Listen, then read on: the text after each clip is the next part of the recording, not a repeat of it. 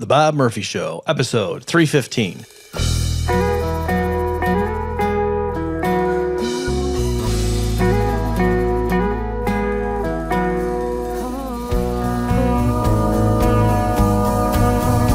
There's a tidal wave coming. What you gonna do? Get ready for another episode of The Bob Murphy Show, the podcast promoting free markets, free minds, and grateful souls. It's your source for commentary and interviews conducted by a Christian and economist. Now here's your host, Bob Murphy.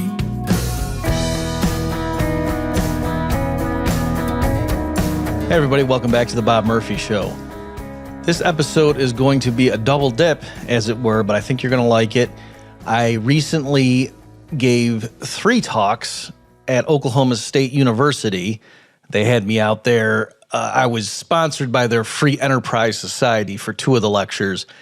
And then once I was there, they had me give a talk to an entrepreneurship class. So each of those 3 lectures is ending up as a double dip on the 3 podcasts that I host. And so here for the Bob Murphy Show, the one that I did, here's the title of it: Caesar's Realm, God's Kingdom, Anarchism as a Biblical Response to Earthly Power. So this, I gave it on Wednesday, March 27th, 2024, if you're listening to this later in the future. The idea was, my first talk, I made the case for private law and private defense. And so that ended up, by the way, as an episode of the Human Action podcast that I host. And then I came back the next night in the same venue, same like sort of lecture series, to talk about this topic. And the idea is, okay, given that I have those unorthodox views when it comes to the existence of the state, how then do I reconcile that with my biblical Christianity? Because prima facie, that seems like they don't go together.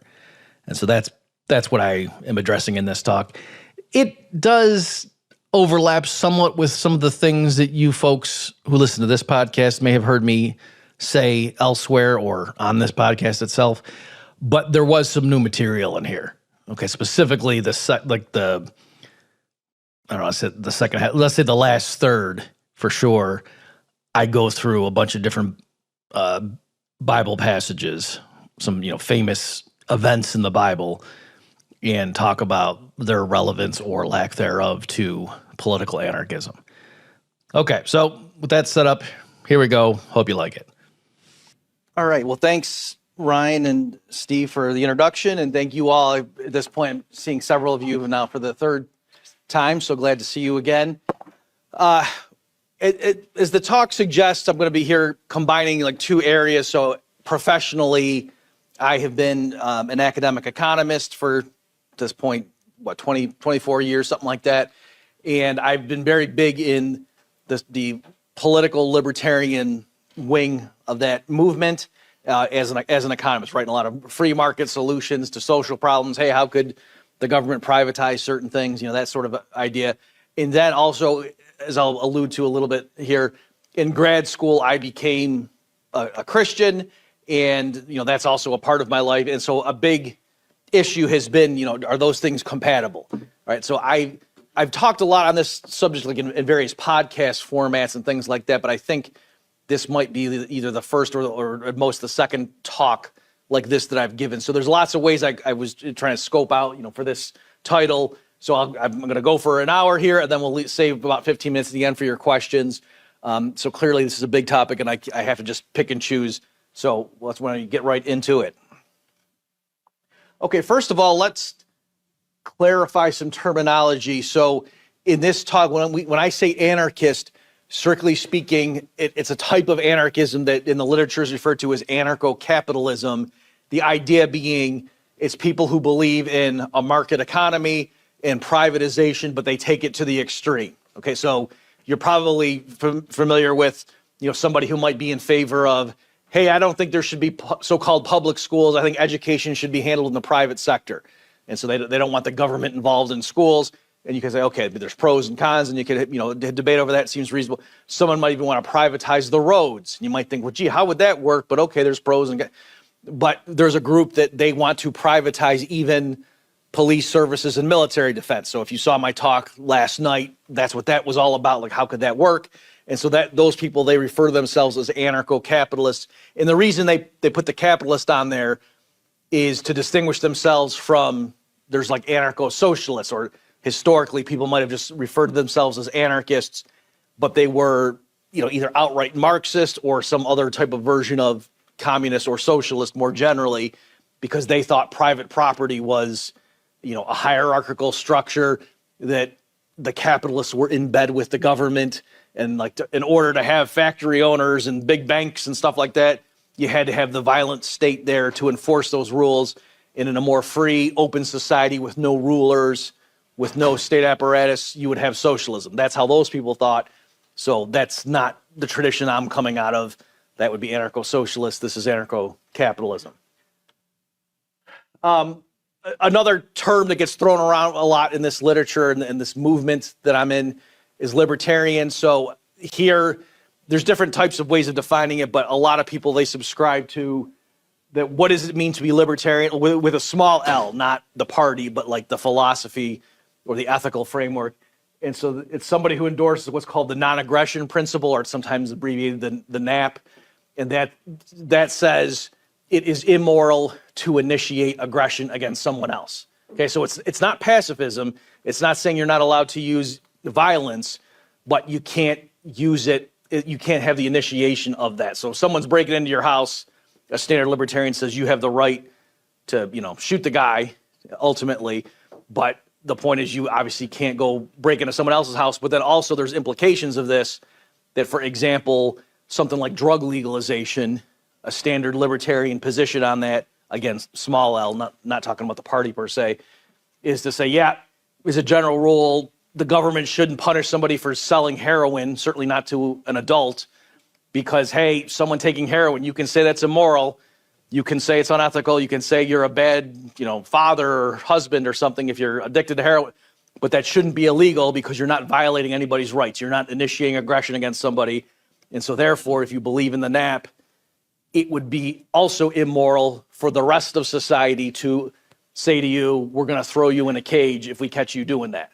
Okay, because there you'd be initiating aggression again, right? So that's how that works, and you can see how a lot of standard libertarian policy views flow out of that principle.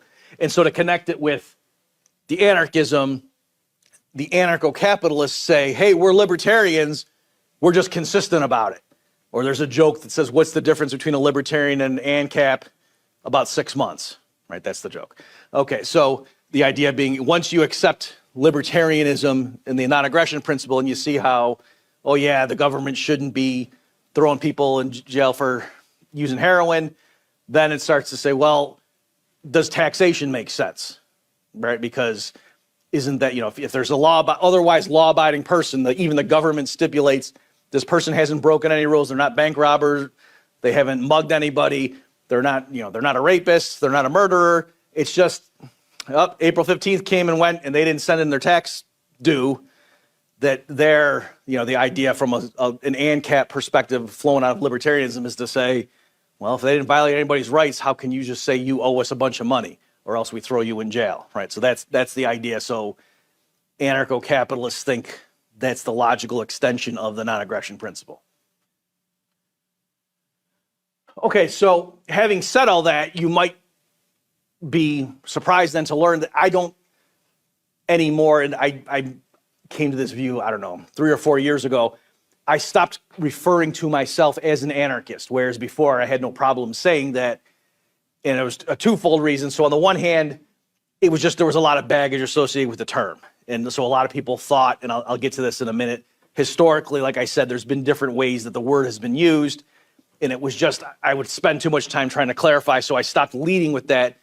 But then also I thought there was a more substantive issue that when I became a Christian, I said, well, isn't there a sense in which I'm a monarchist, right? Because, Jesus is the King of Kings. And so there is a sense in which I believe in a monarchy. It's just I don't believe in a human should fill that role. And so that's another reason, like I said, more substantively, that I stopped volunteering. But if I'm at like a conference with a bunch of libertarians and someone comes up and says, hey, Dr. Murphy, are you an anarchist?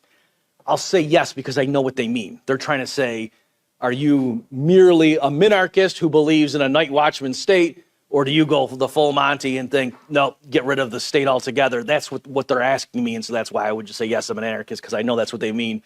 But like on my Twitter bio or something, I don't call myself an anarchist.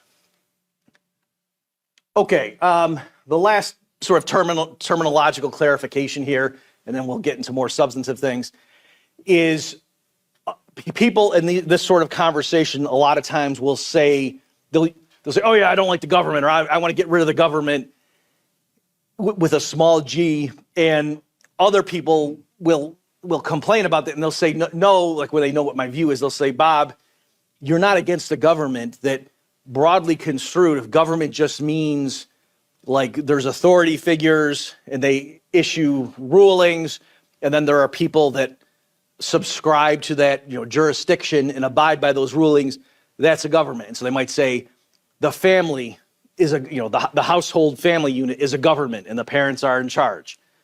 And maybe some people, especially if they have a biblical framework, they might even say the husband is the leader of the family and so forth. Okay. Or if you go to a certain type of church, there might be church elders, and maybe some guy in the congregation is cheating on his wife and everybody knows it, and the elders pull him aside and say, you got to stop doing that. And he says, mind your own business, we're in love. And it just keeps going. And eventually they kick him out of the church. Okay, so a lot of people would have no problem referring to that as, oh yeah, there's a government of the church. So I'm okay with those social structures. And so it may, just so you guys know where I'm coming from in this talk, it may be helpful for me to clarify and say, the sense in which I'm an anarchist and for anarchy means I don't agree with a political state with a capital S. Whereas if government just means like what I said, then yes, I'm okay with the existence of government in that sense.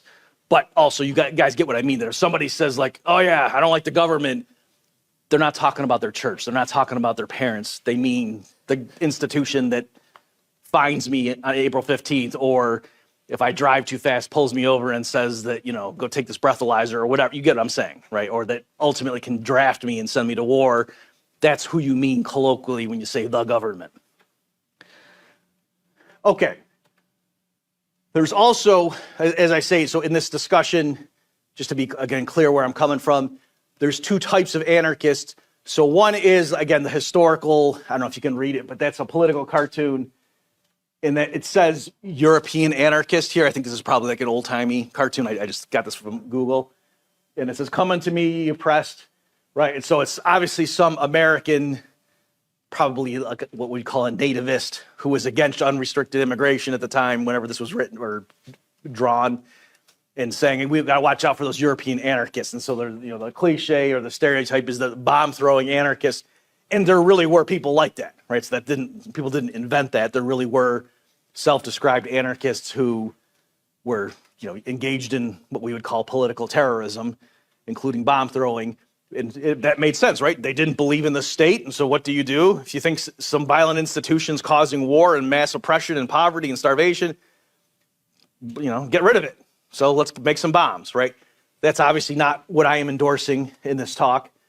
Another way, though, of seeing it more colloquially and nowadays is even among self-described anarcho-capitalists, there is a certain type of person who's attracted to that philosophy because they think, I don't want anyone imposing their rules on me. They don't believe in authority per se. And a lot of times these people are atheists, right? Which, that kind of makes sense psychologically. If you're an atheist, then you're probably more likely to be someone who thinks, I don't want some external authority figure imposing their rules of conduct on me. I'm my own person. I'm self-sovereign. So there are a lot of people like that who are attracted to libertarianism or anarcho-capitalism more specifically. And so that's why they like it, because they don't think rules should apply to them. And there's no authority figure higher than me is the mentality. And so that's why they're attracted to the movement. There's plenty of people like that among the ranks of modern self-described anarcho-capitalists. But there's another strand. So this is Murray Rothbard, in case you don't know. So he was one of the leading theorists in the modern anarcho-capitalist tradition. It was an economist, was his training, but he wrote a lot on political philosophy. So where Rothbard, by the way, also was technically an atheist, but a lot of his associates were Catholic primarily, and Rothbard had a lot of respect for like the natural law tradition, through the works of like Aquinas and things like that, and the early church fathers. And so Rothbard respected the church as an institution, the Catholic Church as an institution that was sort of like a bulwark against the state, and again liked the natural law tradition coming out of that framework. And so somebody like Rothbard, the reason he was an anarchist wasn't because he didn't think, there shouldn't be rules applying to anybody, and how dare the state try to impose rules on people. That's not where he was coming from. He was coming from the other way, saying no one is above the law, including politicians and soldiers and judges and police and people working for the IRS. And so the way Rothbard viewed it, the reason he was against the things that the modern state, again with a capital S, does, is because he said those are things that are inherently immoral. If we in our private lives did a lot of the things that people think are the purview of the state, it would clearly be a crime. So, like, what's the military draft? That's slavery. You grab a bunch of people, say, you're going to go do some work for us, which involves things that you might think are horribly immoral. Go kill some people over there. And if you don't, we're going to throw you in a cage or shoot you or whatever for desertion, right? So that's clearly, private individuals can't act like that. What is taxation? Many of you may have seen the memes going around saying taxation is theft. So again, regardless of what you think is done with the money and the benefits of that, the idea is, no, in my private capacity, if a bunch of neighbors and I come together and say, hey, we think everybody should chip in $100 a month to have a soup kitchen, and some crotchety old guy down the street says, no, I don't want to, we can't just go and take it out of his bank account and say it's for a good cause. That's theft. You can't do that. You have to convince people, and if you take their money against their will, that's theft. You can't do it. But yet, isn't that the essence of taxation? And it doesn't, and again, in a private setting, it doesn't change things if just a majority votes for it. Okay, so that's kind of the argument, or something like jury duty. Isn't that also forced labor? Right? So all kinds of things that the government, the state does all the time.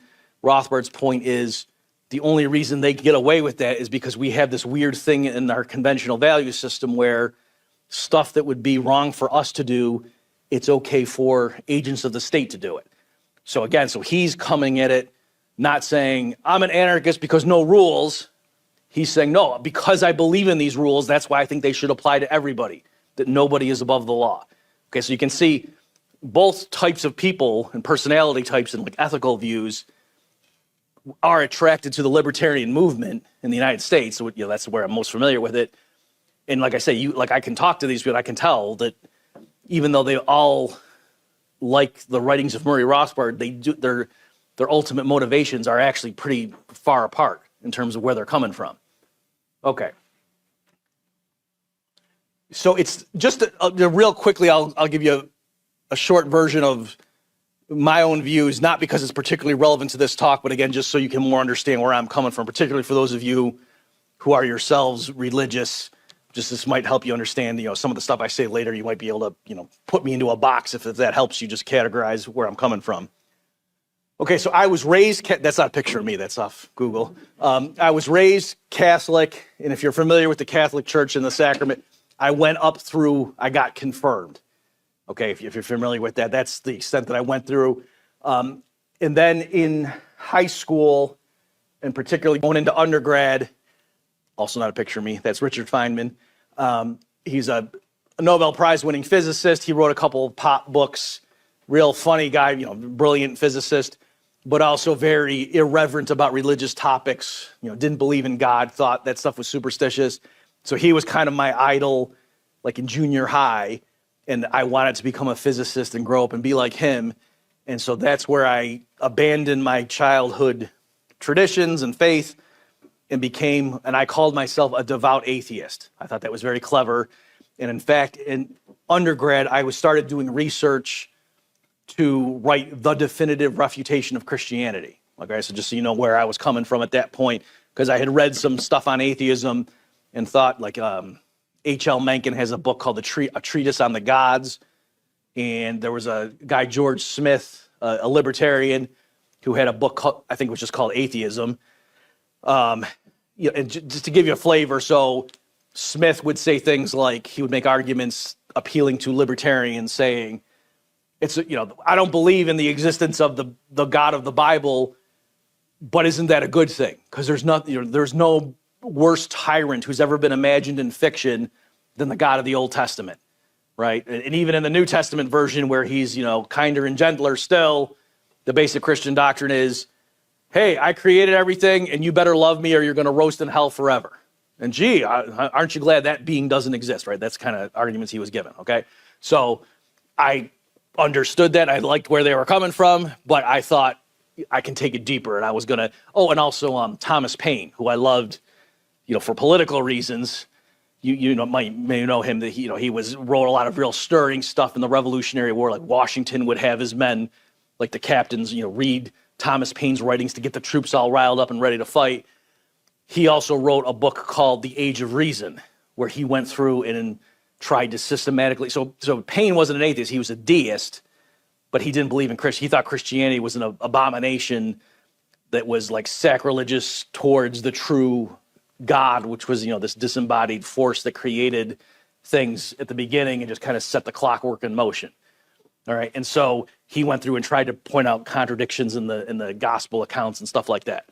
All right. So I thought, I like what you guys have all done, and I was going to write a definitive refutation. That's where I was as of undergrad. And then we don't have time for the story. And again, I want to focus on more substantive things besides my personal odyssey. But in grad school, I had a lot of stuff that happened. I ended up accepting Jesus, and I now refer to myself as a Bible-believing Christian. So some of my, one of my heroes or guys I look to as a spiritual guide is R.C. Sproul, the guy on top. Like, I love going and listening to his lectures and or sermons on various topics. I don't agree with everything he says, but I agree with most of what he says. So if you know him, that's partly where I'm coming from. And then this is actually Luis Molina, who was a member of the School of Salamanca. And so I knew him back when I was an atheist. He's one of the early contributors to economic science. Back then there wasn't a distinct field of economics, just learned men would write on all kinds of stuff. And so he wrote a bunch of stuff on that we would now say, that's a precursor of Austrian economics. So that's how I knew of him. But he also wrote on theological matters and has a very interesting way of trying to reconcile God's sovereignty with human free will. Okay, so, and I had been grappling with that question philosophically, and I did some podcast episodes on it, and some people emailed me and said, it looks like you kind of reinvented Molinism. Go check out. And it turned out they were right, that I had stumbled upon a framework that this guy. So if you know that stuff, let's say that's where I'm coming from. I've seen the Q&A. If you want to pursue this, feel free. Okay. Another sort of, warning or disclaimer with this stuff is I try to personally be very, very careful in not allowing my political, ideological views to color my interpretation of the Bible, let's say. And so this is something that C.S. Lewis warned about. So the point of mere Christianity, in the beginning, if you're reading it to understand, like, why is he titling that? Was he talking? Is he was saying, I am a mere Christian, meaning Lewis at the time he wrote this was lamenting the fact that there were a lot of political movements that the people would try to append it to Christianity, like to say, if you're a Christian, you should be a pacifist. If the people were against entry into the Second World War, stuff like that. Or if you're a Christian, you should be a socialist, and that's why you should support redistribution programs to feed the poor. If you're a good Christian, and so there are a lot of political activists who were wearing their Christianity on their sleeve as a way of bolstering support for their pet cause. And obviously Lewis's point is, no, if you're a Christian, Jesus is your Lord, and that's really who you are. So one way I sort of tease some of my colleagues, if people call themselves a Christian libertarian, I'll say, well, shouldn't you call yourself a libertarian Christian? You get what I'm saying there? Okay. So anyway, that's just, again, with this talk, I get, sometimes I'm almost a bit squeamish, like mixing these things together. But on the other hand, I am, a member of both camps. the libertarian anarcho-capitalists and Christians, and a lot of people think that they're contradictory, and so that's what I'm going to now do in the remaining time here is try to explain to you why I don't think they're actually contradictory.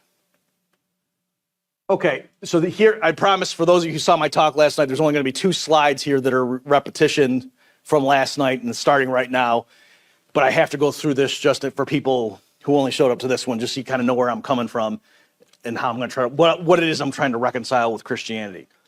Okay, so the big thing in terms of anarcho-capitalism and my views on this stuff are, how could you have market-based a court system and police ruling, or police and law enforcement, stuff like that. And so this is the framework of the system. There's a dispute. Instead of picking up the phone and calling the cops, there's no such, organization, there's this entity. What do? If they can't work it out themselves, they take their dispute to a third party. And so the essential element of that process is both people agree on the front end to submit their dispute to the discretion or the opinion of this third party. And the only way that can work is if there's a group of arbitrators who have a reputation for fairness and integrity. Otherwise, they wouldn't get business, because both parties have to agree ahead of time. Yeah, I think this guy's got a reputation for fairness. I think I'm in the right in this dispute. Yeah, I'm willing to submit our case to this guy. Right? So that's how the basic framework. And again, in this system, it's not that the judge has some authority over you and is issuing an edict. They're literally just rendering an opinion and say, this is the body of law, or even more, in a more decentralized fashion, there's competing law codes floating around, and the people in a dispute specify ahead of time, we agree, we want our disagreement to be settled according to this type of rule book. And then you're the judge applying these rules to our particular situation here, because the rules are sort of general and abstract. Real world cases are very messy. And so it takes a judge who's an expert in that rule system to apply it in this case. All right. And so, there doesn't need to be one rule book for everybody in a certain geographical region. The idea is people can have different ones that they subscribe to. And as long as everybody in a particular dispute can agree on a particular code that's going to be used to settle it, that's all you need. It doesn't need to be the same code for every single dispute. Why would you need that? You don't need that. As long as everybody can resolve their disputes this way, that's conducive to a functioning, peaceful society. All right? So that's kind of my vision of how this would happen in practice if you didn't have a monopoly state in charge of the courts and the law and having a police agency that enforces all that stuff. Okay, and then a point that I walked through more carefully last night was to say, in this system, even though, especially if you're new and you're just hearing me for the first time today, that might sound like, whoa, it sounds like there'd be all kinds of different rules floating around. I think in practice, there actually would be a systematic rule of law in a region that obeyed these principles even more than there is right now in the world dominated by states. That right now, if you commit a certain type of crime in Alabama versus California, there might be different penalties that happen based on where you are located. So it's not that there's the same rules applicable in the U.S. And certainly if you cross into Mexico or Canada, the rules are a lot different, even more so, right? So yet most people who think you need a state to provide law and order, they don't think we need one world government, right? And so it's interesting. So, well, why not? If you're okay with there being a different government system and different rules in the U.S., 50 U.S. states, and certainly going from the U.S. to Germany, if you're okay with that and you don't think that that's going to be just pure anarchy, well then, what's a problem with this kind of system? Okay, so anyway, that's kind of the framework where I'm coming from. And then one last component of it, and then we'll jump into the, how do you reconcile this with standard Christianity? The question, okay, in the kind of framework I just walked through, would there be, so I've told you kind of what the free market, private sector analog of judges would be.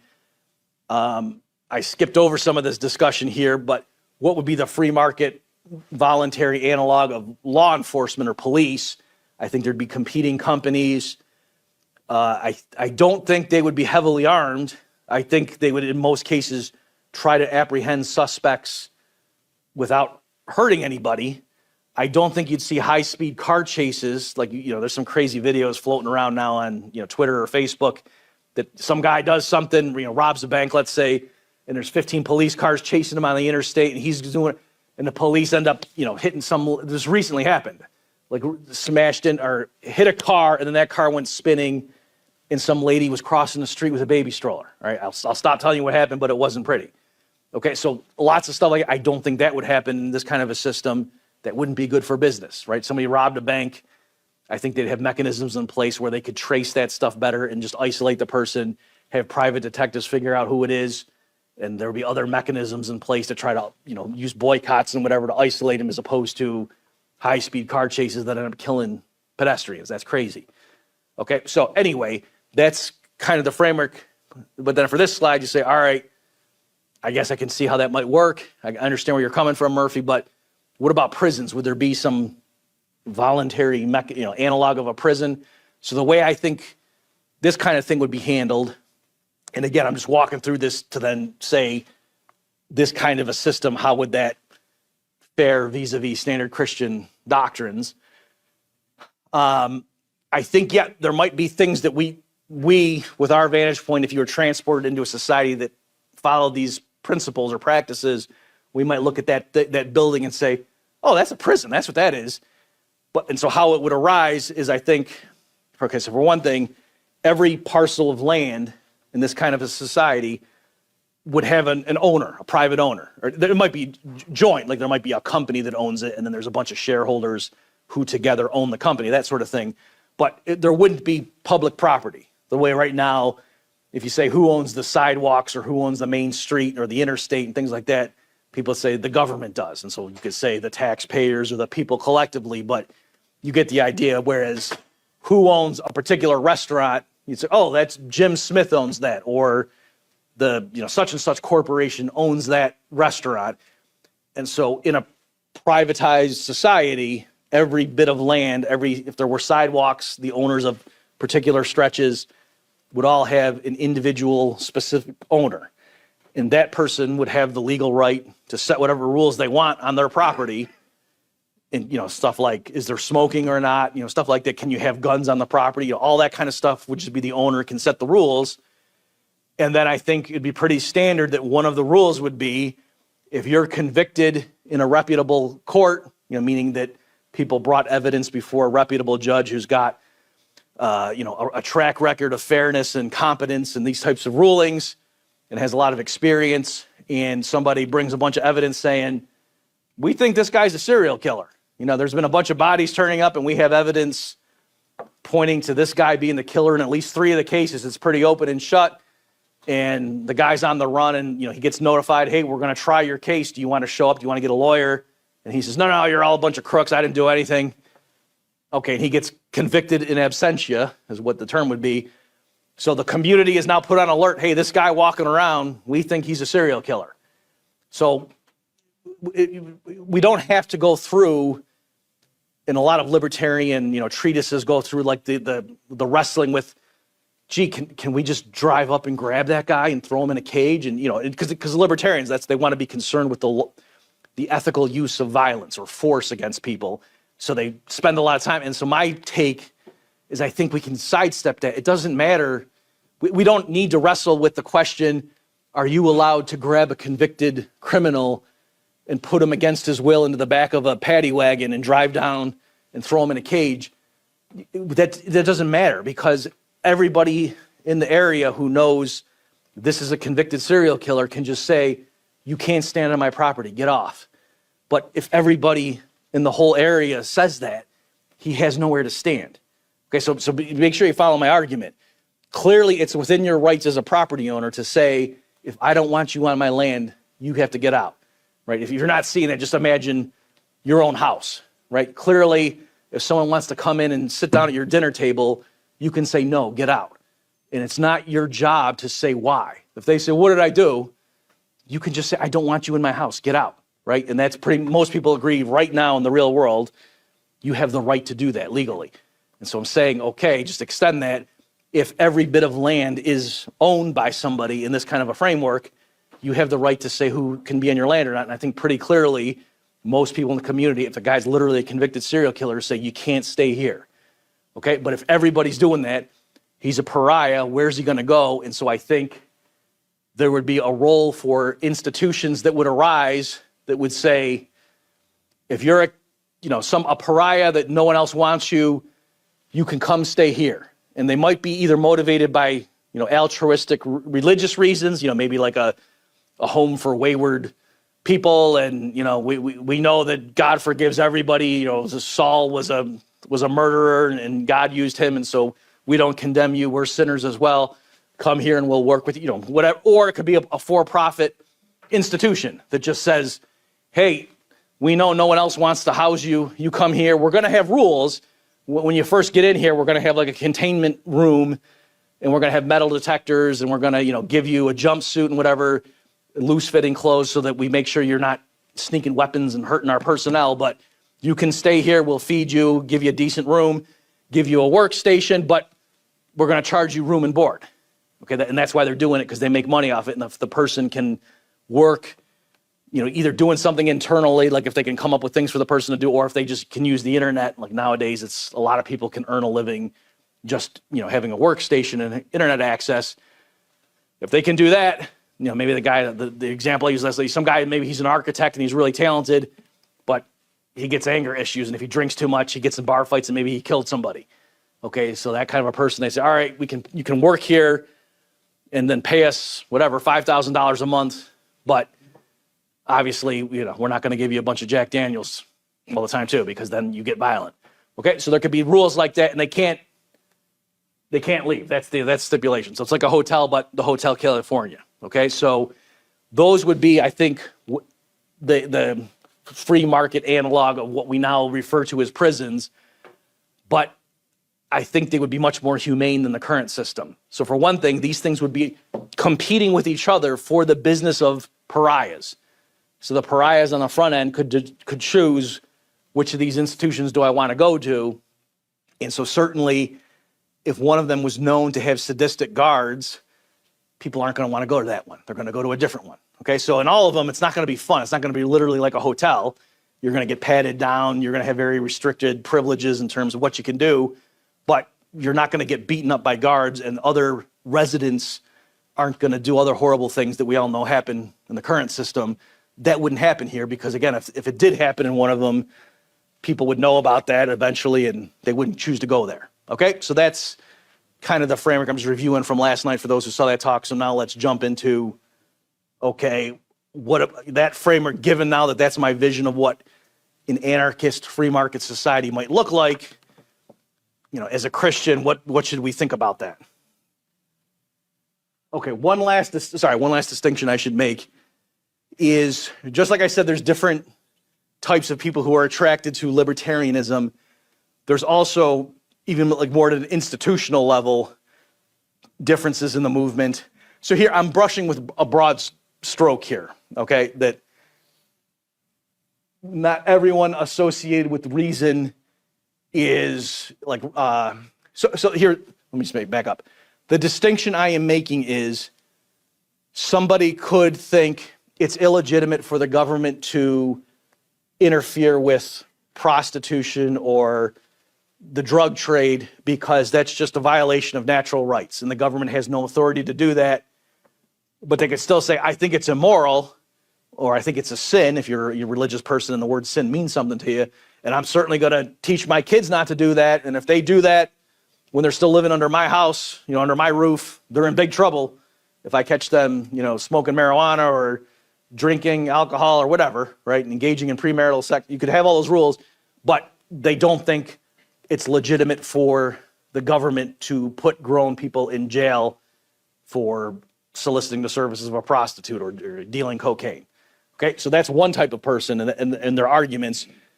Another type, though, is to say, what's the big deal? Like, history is full of repressive societies, and if we just had people, freely experimenting with drugs and free love and this and that, and, don't you think by maybe making people feel ashamed of their sexuality that causes all kinds of bad social, right? So that's another type of person who is attracted to the libertarian political philosophy and might endorse it because that's where they're coming from, okay?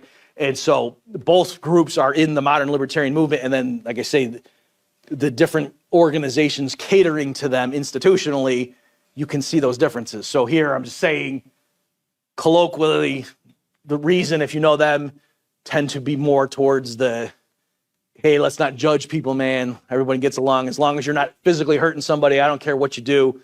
Whereas the Mises Institute tends to be associated with the scholars, and then like the type of fan base they have tend to be more religious. And the reason they're against the state is that's a usurpation of God's, prerogatives or what have you. Okay, so that's, again, there are religious people affiliated with Reason, and there are atheists who are fans of the Mises Institute. I'm not saying it's a perfect correlation, but I am just saying there is that distinction.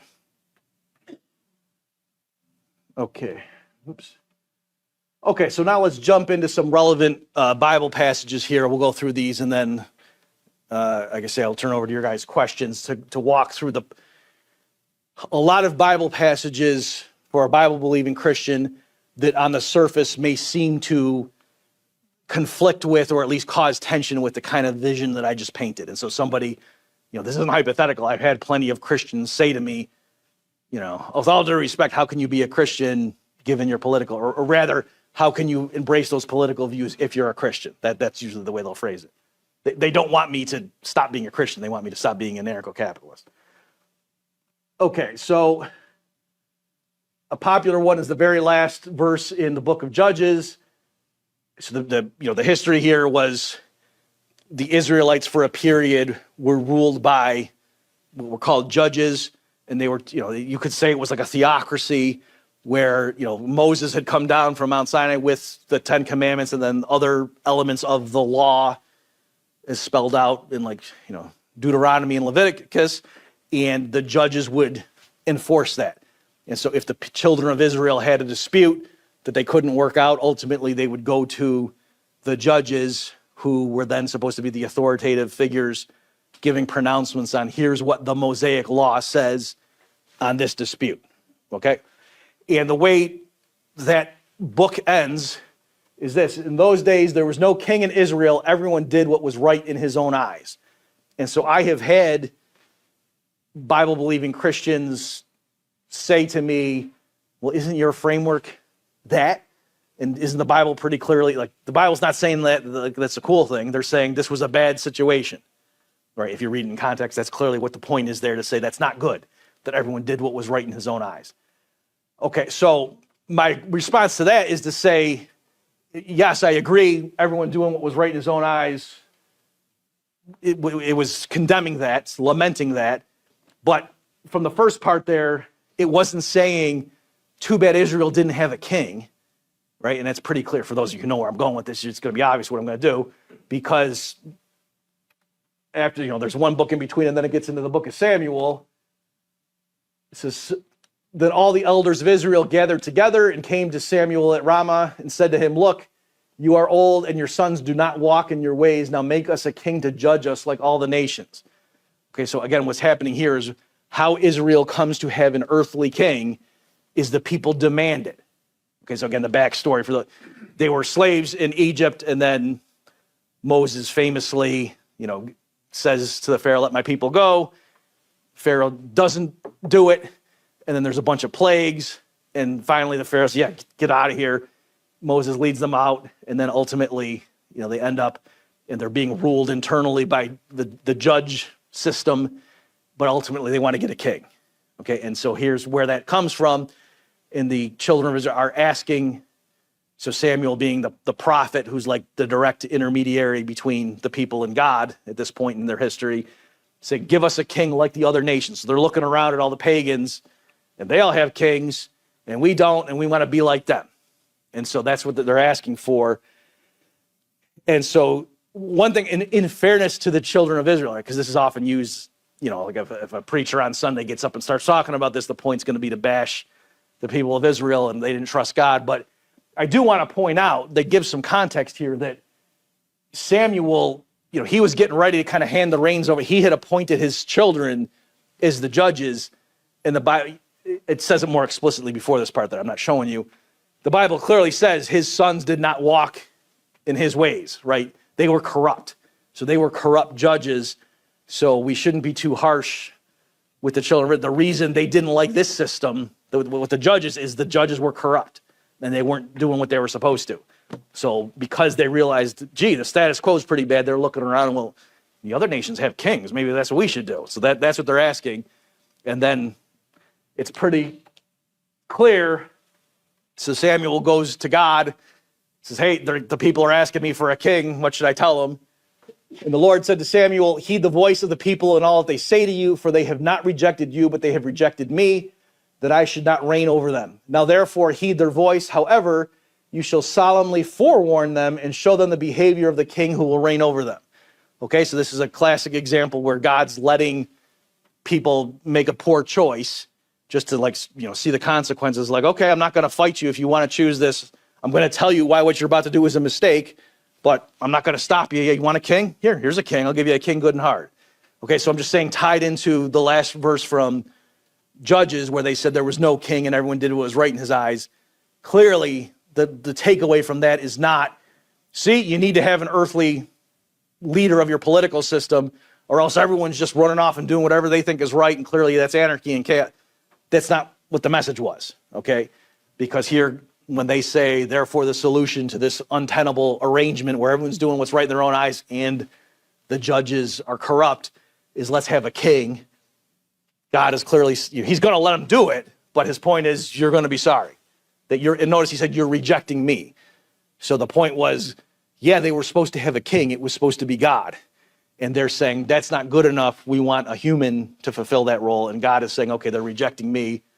And then, just continuing with that, so Samuel told all the words of the Lord to the people who asked him for a king. And he said, this will be the behavior of the king who will reign over you. He will take your sons and appoint them for his own chariots and to be his horsemen. And some will run before his chariots. And he will take the best of your fields, your vineyards, and your olive groves and give them to his servants. He will take a tenth of your grain and your vintage and give it to his officers and servants. He will take a tenth of your sheep, and you will be his servants. And you will cry out in that day because of your king, whom you have chosen for yourselves, and the Lord will not hear you in that day. Okay, so this is pretty crystal clear. He's saying, yeah, I'll give you a king, and look at everything that comes with that bargain.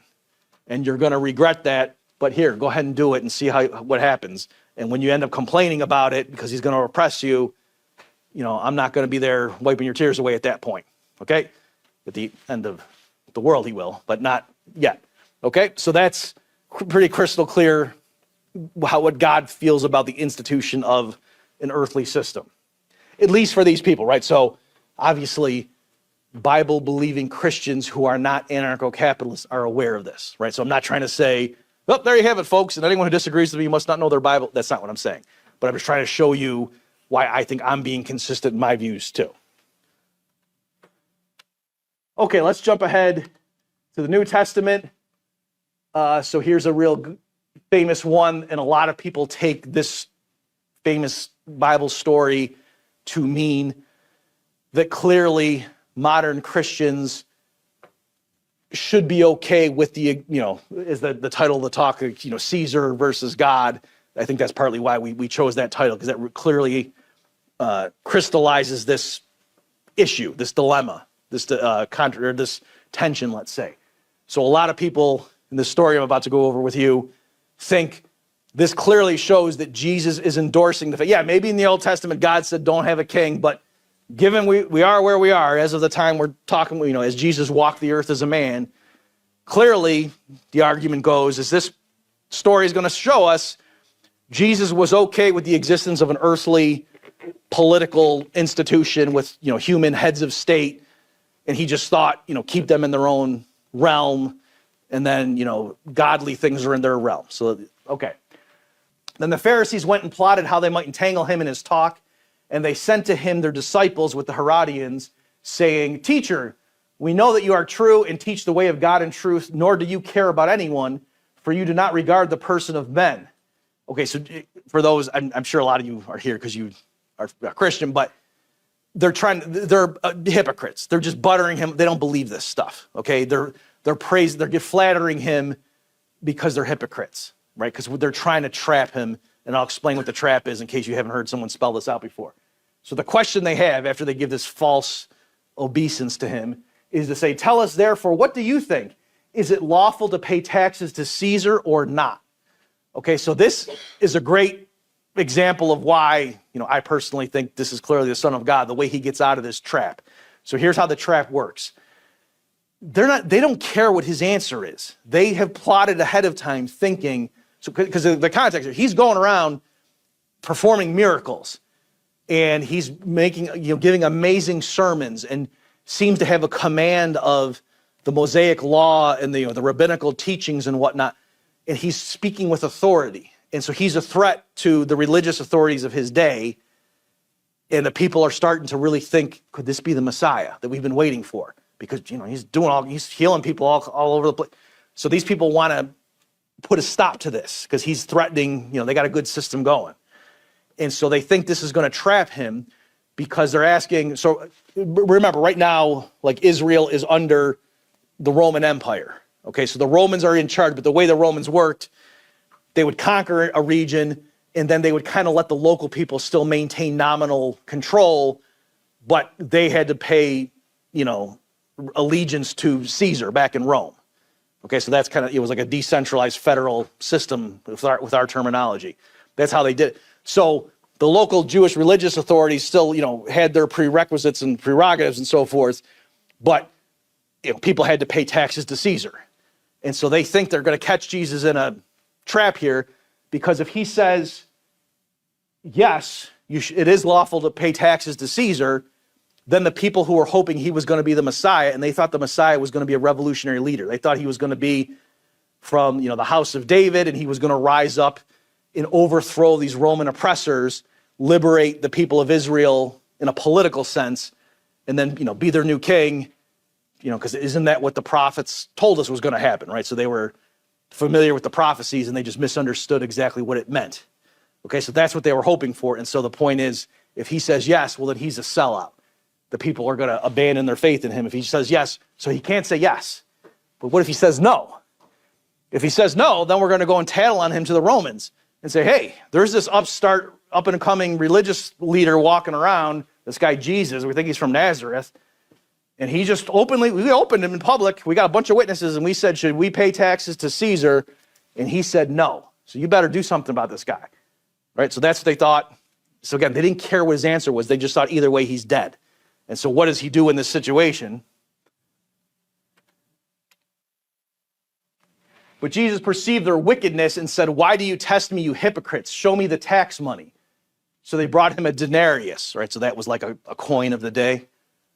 And he said to them, whose image and inscription is this? And they said to him, Caesar's. Okay, so the coin had Caesar, just like our money has dead U.S. presidents on it, right? So the coin of the day had Caesar's image and, language signifying it was a Roman coin.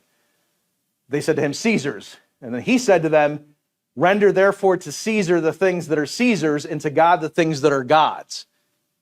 And when they heard these words, they marveled and left him and went their way.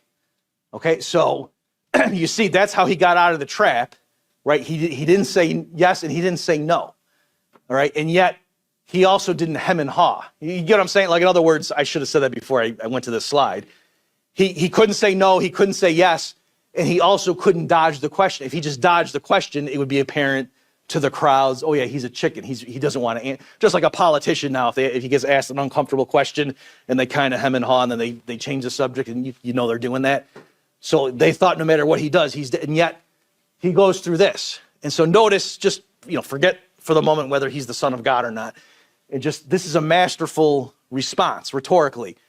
Because notice too, if he just jumped to that answer and just said, if they said, is it lawful to pay the tax or not? If he merely had said, well, give to Caesar what's Caesar's and God what's God's, that might have worked, but it wouldn't have been as dramatic.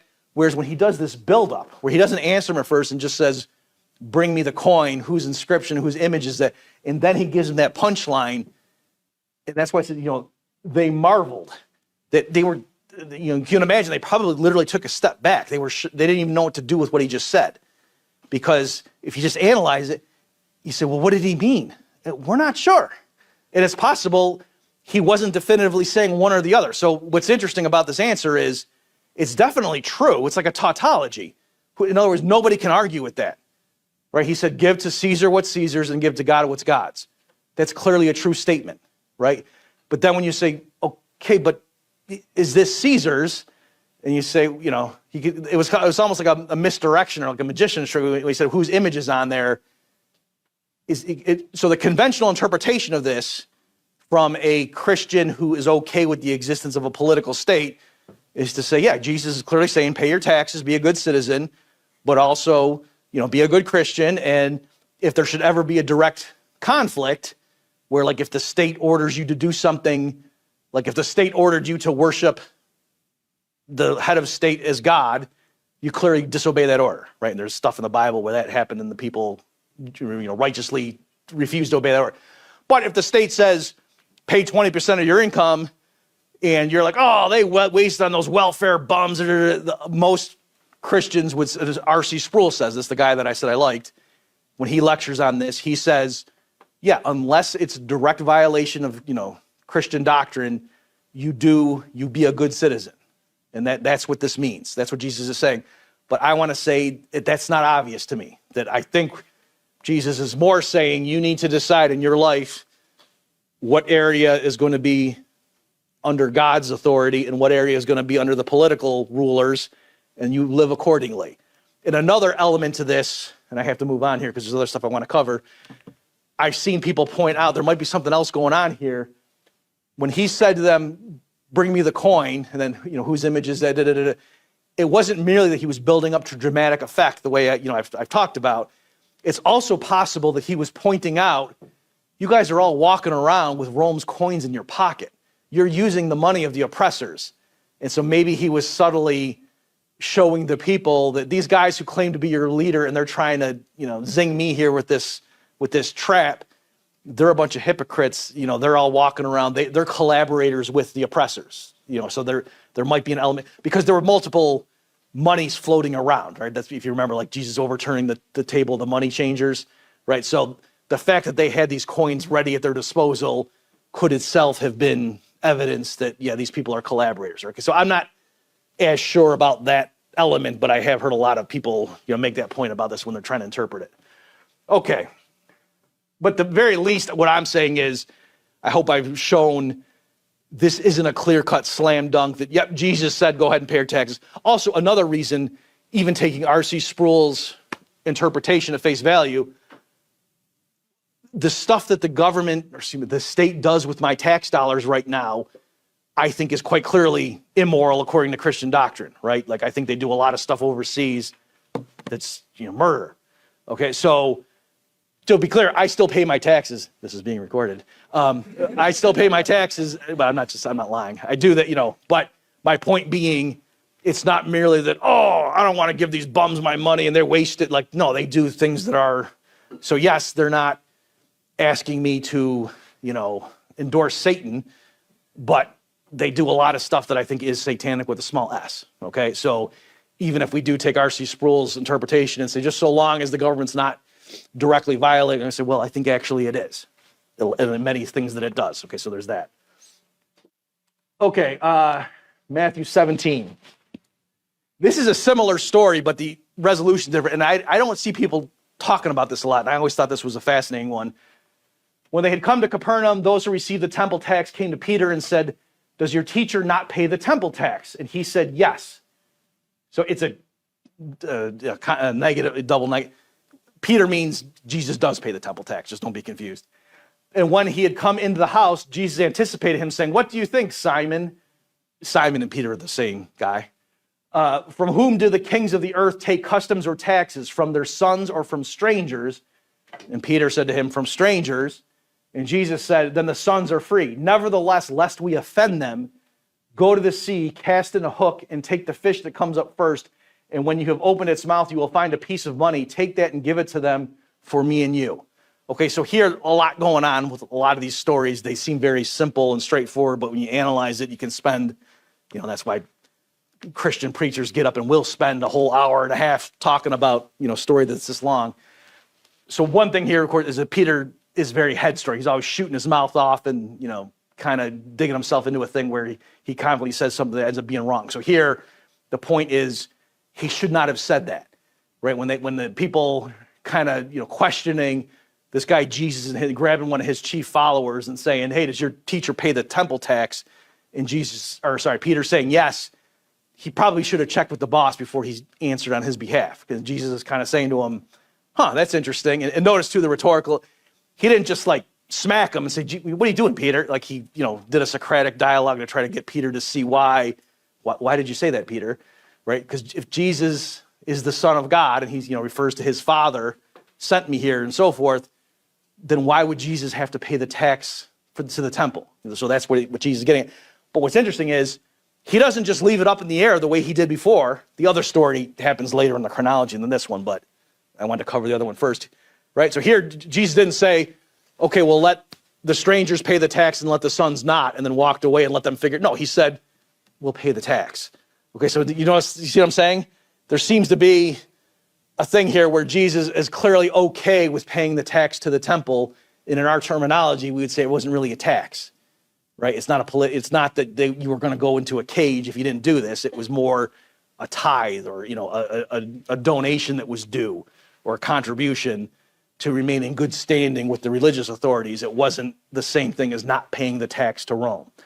Okay, and also the way they come up with it, he doesn't say, guys, go paint a house and raise some money, and then he does a miracle. So again, I think that's interesting that even when he says, let's go pay the tax, the way they come up with the funds is somewhat miraculous. All right, so again, we won't going to dwell on that here, but I just want to point out there's a lot going on in this quick story. Okay, Matthew 5. You have heard it said, an eye for an eye, a tooth for a tooth, but I tell you not to resist an evil person. Whoever slaps you on your right cheek, turn the other to him also.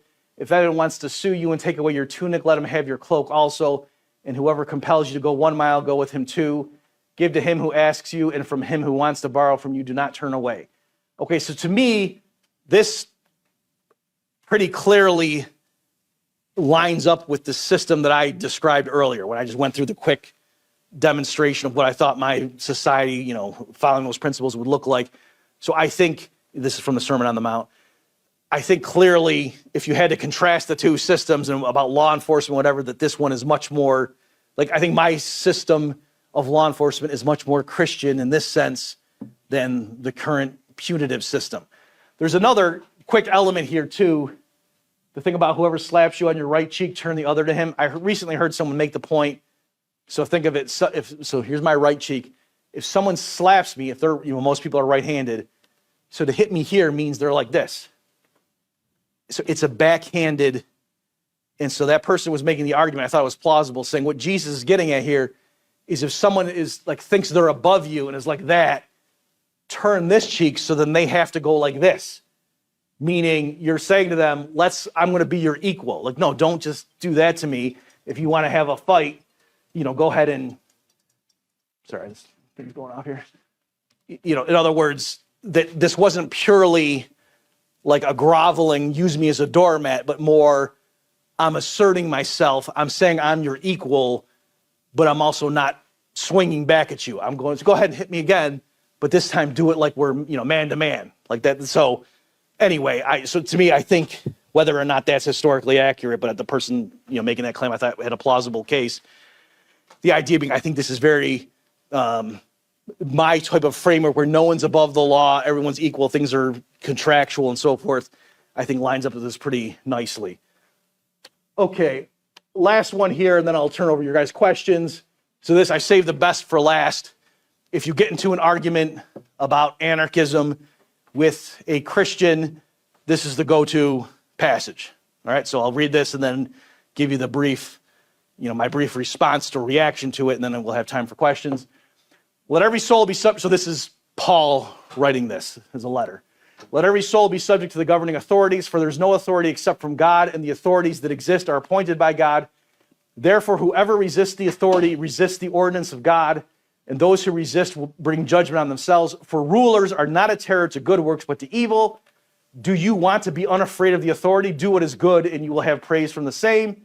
For he's God's minister to you for good. But if you do evil, be afraid, for he does not bear the sword in vain. For he's God's minister, an avenger to execute wrath on him who practices evil.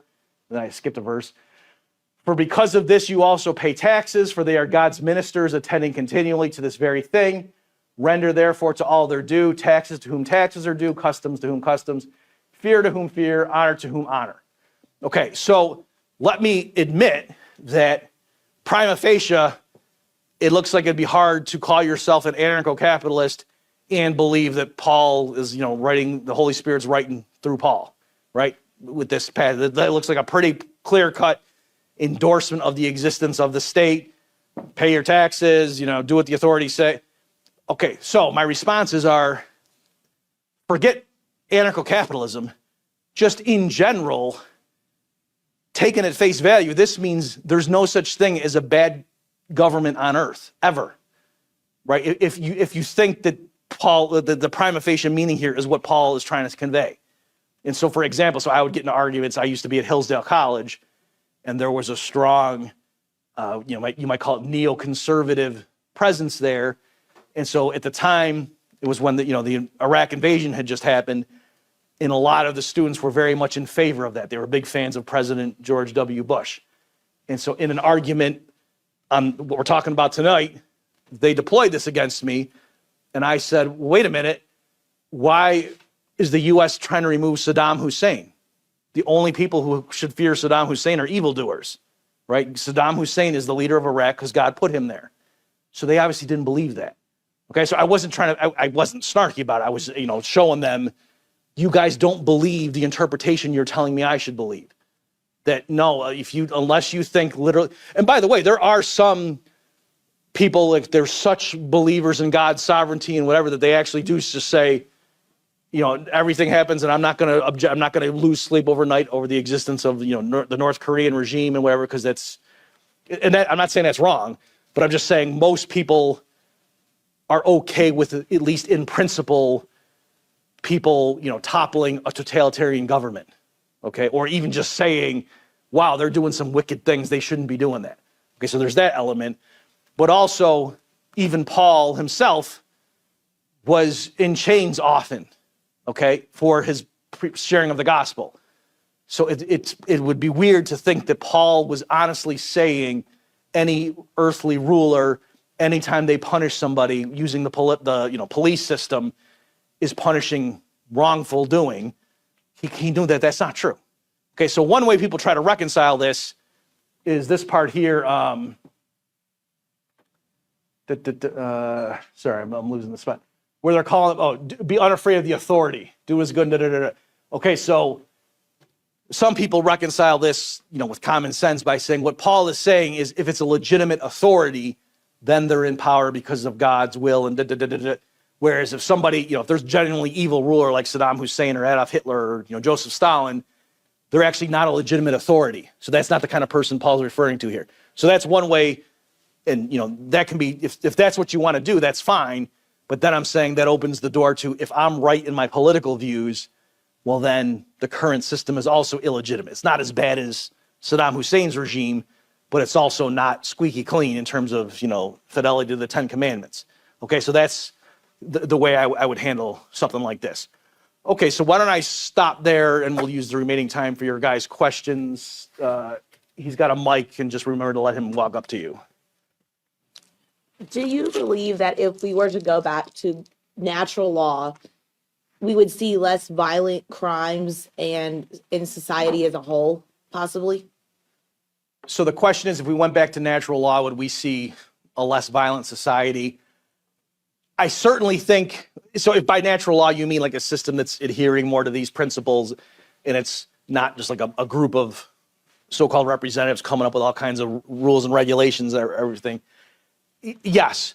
And partly it's because, for me, I think a lot of things that the government in practice does right now fuels crime. So I think like the drug war spawns a lot of, crime that would not otherwise occur.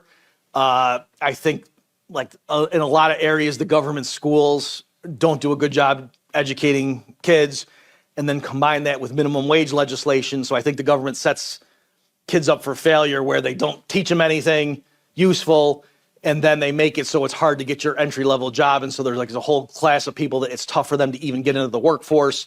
And then given the drugs are illegal, It's like, oh, so we're making it so it's hard for you to get skills.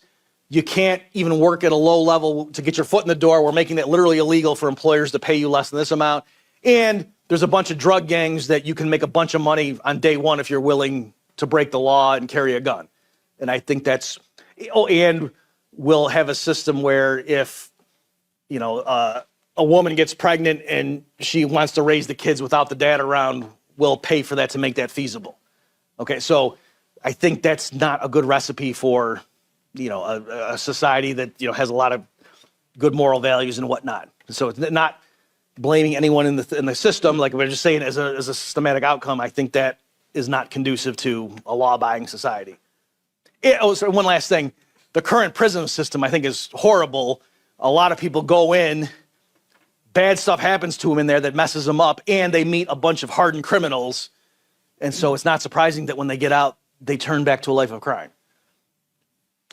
So with your anarchist Christian society, would it be something like the Anabaptists where they don't believe in the power of government? They have their own communities. That's basically a separate society from mainstream society. They don't pay taxes. They don't follow the laws of the government. So would your anarchist society be something like an Anabaptist society? I guess like that model. So I'm vaguely familiar with Anabaptists. I don't know enough to say. Right. Okay. Yes and no. So in terms of like how, given that you are born and grow up in a system that's dominated by a state and the society at large thinks this is a basically legitimate, people gripe about the government, but they kind of think, yeah, we need a system like this. Like what should you do as a Christian with my views? Like I said, I pay taxes partly also because, I for one thing, I think I do more good outside of jail than inside, but also, given that I'm in this system, sort of like Jesus saying, so as not to offend them, go ahead and pay the tax. It's more like that, like I want to go along with the system insofar as I think I can in order to try to show people why I think it's a bad system. So yeah, I think like that. If you mean though, if we had the society that I wanted and you didn't have this state and people could do what they want, some groups, would be very isolationist and kind of just minding their own business. Other ones, though, could be very secular and still have a flourishing interconnected network in a full-blown legal code. And there could be, people we call the police showing up and, they might report crimes and things like that and not just say, oh, something bad happened. Let's just try to forgive that guy and move on. So they wouldn't necessarily be like that also. So I don't know if I'm answering your question, but I think there'd be a multiplicity of groups based on their value system. Okay, cool. In Genesis 9, it has a command, the Bible, obviously, has a commandment to, if a man sheds the blood of man, then by man shall his blood be shed. Does your system, have any sort of, punishment, system like that, even death penalty? Because it sounds like your system doesn't really have a punishment so much as a last option for someone who might commit murder. Right. Obviously. Okay, great. Yeah, good question. So again, for people here, so the Bible certainly lays out a lot of capital punishments for specified crimes. Also, there's also other stuff in parts of the Bible, like, if a child mouths off to his parents, technically, you should kill him. And so clearly most modern Christians don't think that, pertains to us, and though that was a specific thing for that time period. So in general, and thank you for bringing this up, I meant to make this point, and I keep glossing over it. The way I think it would work, I think it's very intuitive that people think if somebody is first-degree convicted murderer, not you're drunk driving and killed somebody, not even necessarily that there's a bar fight and things got out of hand and the guy ended up dead, that, could be manslaughter. But no, you were mad at some guy, he got a promotion over you at your job, and you plotted and you killed him with, malice aforethought. There's a common sense, intuitive feeling a lot of people have that if the family wants to, they can kill that guy, that they're not criminals for retaliation. If somebody steals your wallet, you can't kill them. Most people think, no, that's too much, right? And so I think the system I described, probably given the current moral system and whatever the people have, the judges that would rise in prominence would probably rule that, yes, they have a lot of careful evidentiary rules in order to make sure we don't convict an innocent person. But given that it's a slam dunk, no, this guy killed somebody and he really planned it out, to say to the family, like the people who inherit the property and hence the property right of your right to retaliation or retribution even, that you could kill him if you want to, but I think in practice, most people would get bought out. That the convicted murderer would basically be saying to them, you can kill me, but what if I pay you $1 million? Then can I buy back my right to life? And I think there would be insurance markets and whatever so that he could actually do that. And that's kind of how I think. So I think to answer your question, yes, the legal code probably would say first degree murderer, you can be, capital punishment, but I think in practice that would get moderated. And I also think that's a very Christian thing. You're right. I know it's disputed, but like the passage where Jesus let him without sin cast the first stone. I know some people say that wasn't really in the early manuscripts, and so maybe people added that. But that mentality, there's a reason I think that got in there, is that seemed like a thing Jesus would say. And certainly modern Christians do not kill all the people that certain passages in the Old Testament say these people should be, stoned by the community. So that would be my answer. You've just experienced another episode of The Bob Murphy Show, the podcast promoting free markets, free minds, and grateful souls. For more information and to subscribe to this podcast, visit bobmurphyshow.com.